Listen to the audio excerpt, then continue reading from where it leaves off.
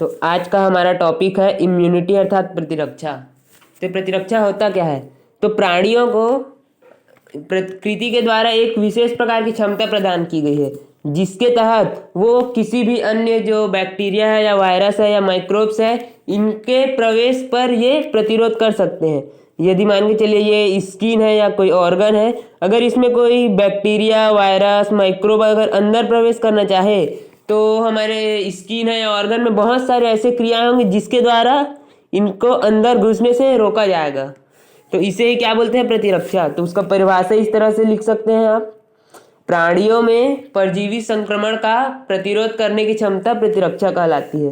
परजीवी संक्रमण का प्रतिरोध मतलब बैक्टीरिया वायरस माइक्रोब्स और अदर्स जो ऑर्गेनिजम्स होते हैं उनके जो इंट्रेंस है उसको रोकने की क्षमता ही प्रतिरक्षा कहलाती है। तो अब जो बाह्य पदार्थ है जो हमारे शरीर में इंटर करते हैं उसे क्या कहते हैं? एंटीजन। ये तो आपको पता ही होगा, एंटीजन कहते हैं जो शरीर के अंदर प्रवेश करता है, एंटीजन। तो इस एंटीजन के लिए भी हमारे शरीर में कुछ विशिष्टता पाई जाती है, मतलब इस एंटीजन के लक्षण पाए जाते हैं जो ये निम्न प्रकार से हैं। ये 3 टाइप से हैं, तो इन तीनों को बता रहा हूँ मैं। तो इस विशिष्टता के अंतर्गत ये है कि हमारे जो बॉडी के जो ऑर्गन्स है या जो सेल है या अदर जो भी माइक्रो ऑर्गेनिजम्स हैं, ये सब है जो जो जो अंदर से जो एंटीजन अंदर जो आना चाहता है, मतलब बैक्टीरिया वायरस माइक्रोब जो अंदर आना चाहता है उसको ये पहचान लेते हैं और उसको नष्ट कर देते हैं। यही उनकी विशिष्टता की क्षमता है। इसमें 2 चीज़ लिख सकते हैं, एक तो पहचानना और उसका प्रतिरोध करना, यही विशिष्टता के अंतर्गत आएगा। दूसरा है स्मृति। देखिए हमारे शरीर में यदि कोई एंटीजन प्रवेश करता है, मान के चलिए ये कोई बैक्टीरिया है, ये अगर हमारे बॉडी में पहली बार प्रवेश करेगा तो हमारे शरीर के जो टी लिम्फोसाइट्स हैं इनके द्वारा एक स्मृति कोशिकाओं का निर्माण किया होता है। जब एंटीजन हमारे शरीर के अंदर आते हैं तो टी लिम्फोसाइट द्वारा स्मृति कोशिकाओं का निर्माण होता है। उसके बाद जो बैक्टीरिया उसके तो मारने का या उसको नष्ट करने का काम हो गया। उसके बाद यदि वही बैक्टीरिया सेम बैक्टीरिया अगर दोबारा हमारे शरीर में प्रवेश करता है तो ये जो स्मृति कोशिकाएं हैं वो उनको जल्दी पहचान लेती है और तीव्र रूप से उनके ऊपर क्रिया करके उनको जल्दी भगा देती है, मतलब वही बीमारी हमें बार बार नहीं होने देती वो। तो यही है उनके स्मृति की विशेषता। तीसरा है मान्यता।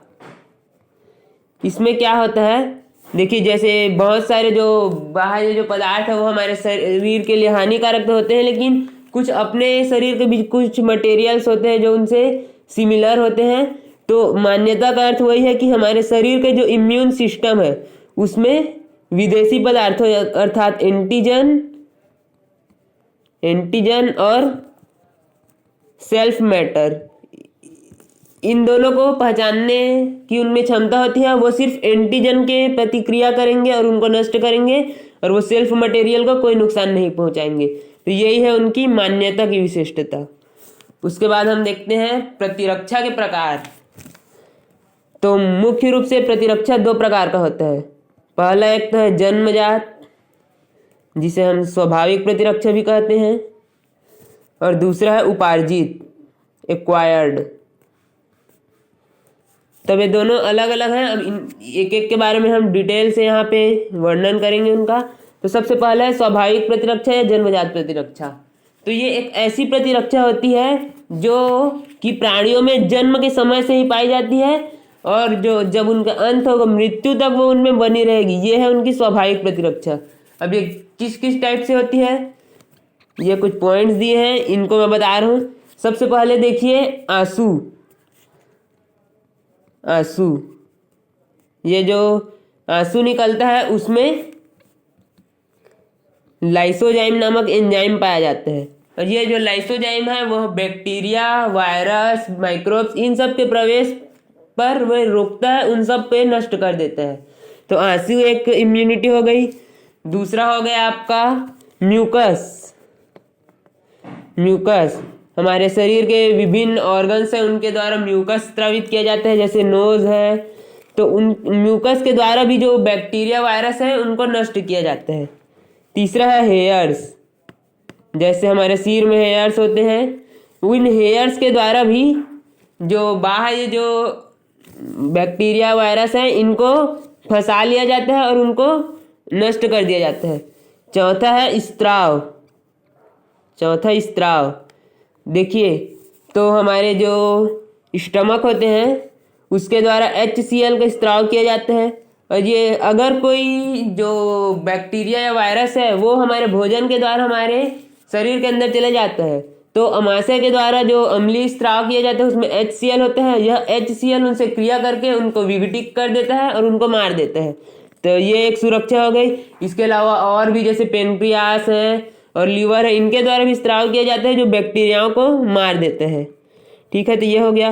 पांचवा सबसे मेन है WBC, जिसके द्वारा इम्यूनोग्लोब्यूलिन का स्त्राव होता है। इम्यूनोग्लोब्यूलिन GM1 से 4 तक पाया जाता है। ये भी प्रतिरक्षा में महत्वपूर्ण भूमिका निभाता है। इसके अलावा स्किन त्वचा भी हमारे जैसे कोई बाह्य ऑर्गेनिज्म है वो अंदर आना चाहता है तो सबसे पहले त्वचा को ही पार करेगा। तो स्किन भी या तो उनको अंदर आने ही नहीं देगा या फिर स्किन में जो ऑयल ग्लैंड होते हैं उनके द्वारा वह उन सूक्ष्म जीवों को मारने का प्रयास करेगा और प्रतिरक्षा प्रदान करेगा।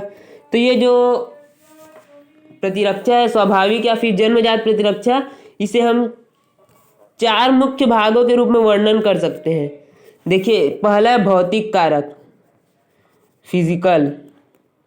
फिजिकल में अभी मैंने आपको जितना चीज बताया वो सब फिजिकल कारक के अंतर्गत आ जाते हैं। जैसे कि म्यूकस का स्त्राव होना, हेयर, या फिर हो गया आपका त्वचा और आंसू, लाइसोजाइम भी उसी में आ जाएगा, और छींकना खांसना ये सब उसी में आएगा। दूसरा है आपका जैव रासायनिक, जितने रसायन स्त्रावित करेंगे, त्वचा के द्वारा रसायन स्त्रावित होता है, लाइसोजाइम अमाशय के द्वारा, और अदर ऑर्गन्स है उनके द्वारा जो स्त्राव होता है उसके द्वारा भी जीवाणुओं को मारा जाता है। तो इतना को आप इजीली लिख सकते हैं। इतना पूरा दिख बहुत बड़ा रहा है लेकिन इसको आप इजीली लिख सकते हैं। त्वचा के बारे में आप लिख सकते हैं, फिर रोमाब है उसके बारे में लिखेंगे, फिर छींकना खांसना है उसके बारे में लिखेंगे, उसके बाद त्वचा का स्त्राव, ऑयल ग्लैंड, फिर लाइसोजाइम आंसू में, उसके बाद इंटरफेरॉन, ये मुख्य स्त्राव है जो केवल वायरस के विरुद्ध प्रभावी होता है। इंटरफेरॉन, इसे आप याद रखेंगे, ये मेन है। उसके बाद अमाशय के द्वारा HCl मैंने बताया, और अदर ऑर्गेनिज्म के द्वारा भी स्त्रावित किया जाता है, तो ये लिखेंगे। उसके बाद हम देखेंगे, ये फिजिकल हो गया, केमिकल हो गया। तीसरा है सेल्यूलर, कोशिकाओं के द्वारा भी बहुत सारे प्रतिरक्षण का कार्य किया जाता है। तो कोशिकाओं के द्वारा है मेनली 2 अलग अलग टाइप से प्रतिरक्षा किया जाता है। पहला है एक भक्षण और दूसरा है नेचुरल किलिंग सेल। तो पहले देखते हैं भक्षण क्या है। तो ये भक्षण को भी 2 पार्ट में डिवाइड किया जाता है। एक माइक्रोफेजेज है और दूसरा है मैक्रोफेजेज। तो माइक्रोफेजेज के द्वारा जो हमारे WBC है, जो कणिका में WBC है, उसके द्वारा इयोसिनोफिलस, ये 3 नाम याद रखेंगे, बेसो, इसके आगे फिलस, और एक और होता है न्यूट्रोफिलस। ये 3 मुख्य रूप से उन WBC कणिका में WBC में पाए जाते हैं। जो इयोसिनोफिलस है वह जो प्रतिरक्षक प्रदान करता है, लिम्फोसाइट का निर्माण करता है। बेसोफिलस ऐसा आकार का केंद्रक होता है, यह भी प्रतिरक्षक कार्य करता है। और ये जो न्यूट्रोफिलस है वो जो बाह्य पदार्थ बैक्टीरिया वायरस है उनको ये सीधे खा लेता है और उनको अपने साथ बाहर ले जाते हैं। ठीक है, उसके बाद आएगा दूसरा में आएगा मैक्रोफेजेज में। मैक्रोफेजेज में मोनोसाइट और लिम्फोसाइट, इनके बारे में सुना होगा, मोनोसाइट एंड लिम्फोसाइट। तो लिम्फोसाइट के द्वारा 2 कोशिकाएं मेन होती है, एक T कोशिका एक B कोशिका।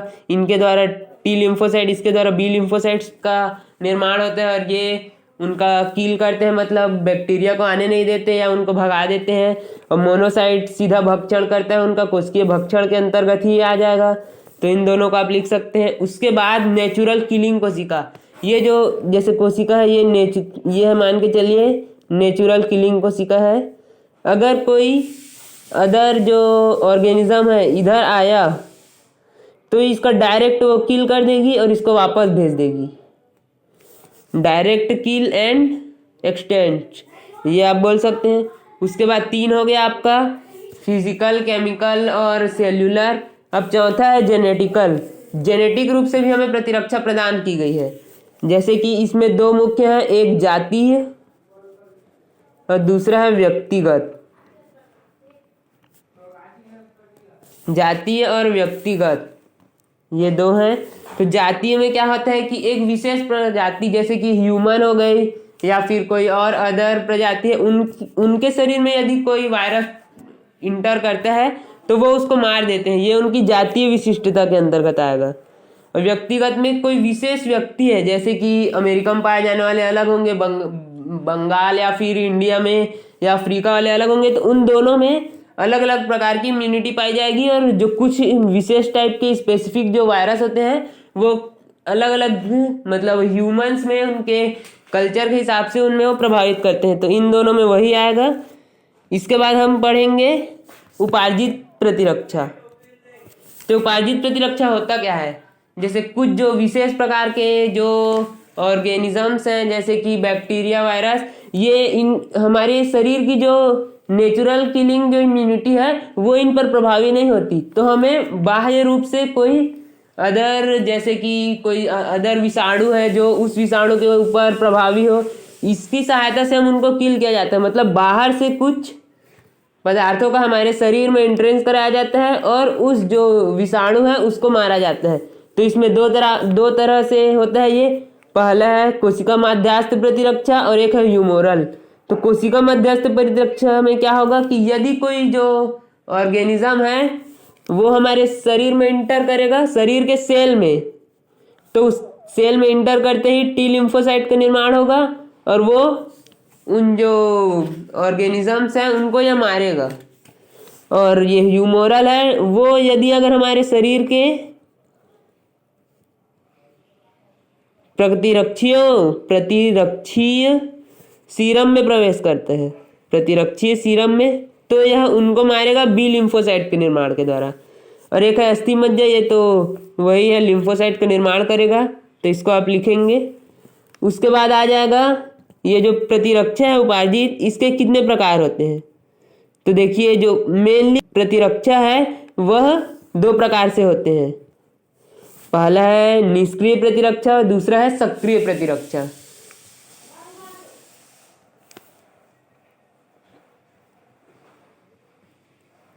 निष्क्रिय एंड सक्रिय, ये 2 प्रतिरक्षा है। अब निष्क्रिय प्रतिरक्षा क्या है और सक्रिय प्रतिरक्षा क्या है, इसमें आपको डिफरेंस जानना होगा। तो देखिए सबसे पहले बात करते हैं सक्रिय प्रतिरक्षा। सक्रिय प्रतिरक्षा ऐसा है जो एक बार अगर आपके बॉडी में इंटर कर लिया वो प्रतिरक्षी, तो वो आपके मृत्यु तक वो हमेशा बने रहेगा। वो हमेशा जो एंटीजन है उसके प्रति वह प्रभावी होगा, उसके प्रति वो एंटीबॉडी का निर्माण करेगा। तो इसमें सक्रिय प्रतिरक्षा में 2 प्रकार के हैं, एक तो प्राकृतिक सक्रिय प्रतिरक्षा है और दूसरा कृत्रिम सक्रिय प्रतिरक्षा है। तो प्राकृतिक में हमारे जो बॉडी में होते हैं जो ऑल टाइम बने रहते हैं और एंटीजन के प्रति एंटीबॉडी निर्माण करके प्रतिरक्षा प्रदान करते हैं वो होंगे। और कृत्रिम में होंगे जैसे कि वैक्सीनेशन होता है, जैसे खसरा का टीका हो गया या फिर कोविड का हो गया या फिर टाइफाइड का हो गया। तो इनके लिए जो वैक्सीन दिया जाता है वह सक्रिय उपार्जित प्रतिरक्षा के अंतर्गत आएगा। और निष्क्रिय उपार्जित प्रतिरक्षा क्या है, तो निष्क्रिय है जो कुछ टाइम के लिए बस रहेगा, एंटीबॉडी का निर्माण नहीं करेगा। निष्क्रिय कुछ टाइम के लिए बस रहेगा, कुछ टाइम के लिए बस रहेगा, वो है निष्क्रिय। तो निष्क्रिय में भी 2 होगा, एक नेचुरल रहेगा और एक आर्टिफिशियल रहेगा। तो नेचुरल में आप बोलेंगे कि जो प्लेजेंटा होता है, जो प्लेजेंटा होता है उसके द्वारा एक है जो नेचुरल निष्क्रिय प्रतिरक्षा होती है। प्लेजेंटा मतलब प्लेजेंटा से जितना भोज्य पदार्थ का जो आगमन होता है या फिर जिसका मतलब यूज करता है वो जो एम्ब्रियो है उसके लिए यह प्रतिरक्षा प्रदान करती है। और दूसरा है आपका, क्या बता रहा था मैं, वो आर्टिफिशियल निष्क्रिय प्रतिरक्षा। जैसे कुछ भी हो गया, जैसे आप कहीं से गिर गए, आपको चोट लगी तो टिटनेस के इंजेक्शन लगाया जाता है, वो निष्क्रिय उपार्जित निष्क्रिय प्रतिरक्षा, वो बस कुछ टाइम के लिए रहेगा और कुछ टाइम बाद उसका असर खत्म हो जाएगा और बाद में अगर फिर आप चोट से ग्रसित हो गए तो फिर आपको लगवाना पड़ेगा। तो यह है निष्क्रिय उपार्जित प्रतिरक्षा। तो आज के वीडियो में बस इतना ही। अब इसके बाद नेक्स्ट वीडियो में मैं आपको कुछ जो लसिकाभ अंग हैं जैसे लिम्फोसाइट्स हैं, अस्थि मज्जा, इनके बारे में बताऊंगा। तो अगर आपको वीडियो अच्छा लगा होगा तो वीडियो को लाइक करें और चैनल को सब्सक्राइब कर दें।